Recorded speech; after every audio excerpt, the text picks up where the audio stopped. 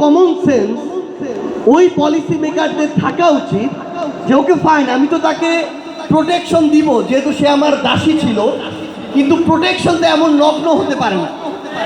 Protection কোনো একটা পৃথিবীর কত আইল্যান্ড তো আছে, সেদিকে নিয়েই সেফটি প্রোটেকশন দিতে পারতো।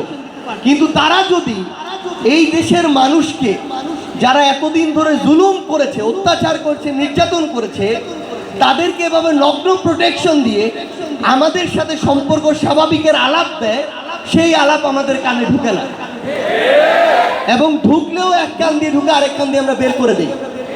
আমরা আর কথায় বিশ্বাসী না, আমাদেরকে কাজে দেখাতে হবে যে তারা আমাদের প্রতিবেশী দেশ, তারা প্রতিবেশী দেশের মতো ততটুকু ইন্টিগ্রিটি এবং ডিগনিটি মেনটেন করে আমাদের এই আন্তঃরাষ্ট্র সম্পর্কটা রাখতে চায়।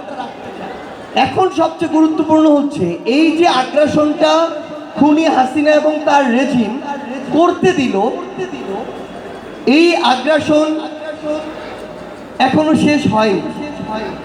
প্রত্যেক পরতে পরতে এই আগ্রাসনের উপাদানগুলো এখনো আছে।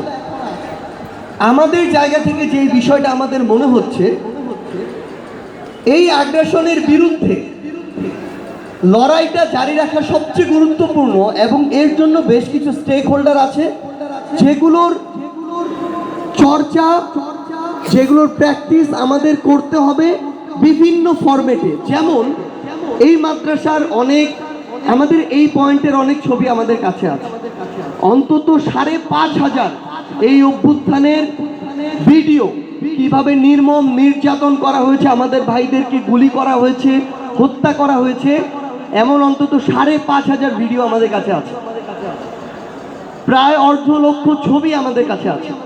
সো আমরা তো দেখেছি যে আমাদের এই মাদ্রাসারই অনেক ভাই তখন সময়ের প্রয়োজন ছিল, কারণ পাঞ্জাবি পায়জামা টুপি দাড়ি দেখলে টার্গেট কিলিং করা হতো। এজন্য অনেক আমাদের এখানে এই ভাই ছিল যারা তখন সময়ের প্রয়োজনে টি শার্ট পরে, ট্রাউজার পরে রাজপথে নেমেছিল। এখন আমাদের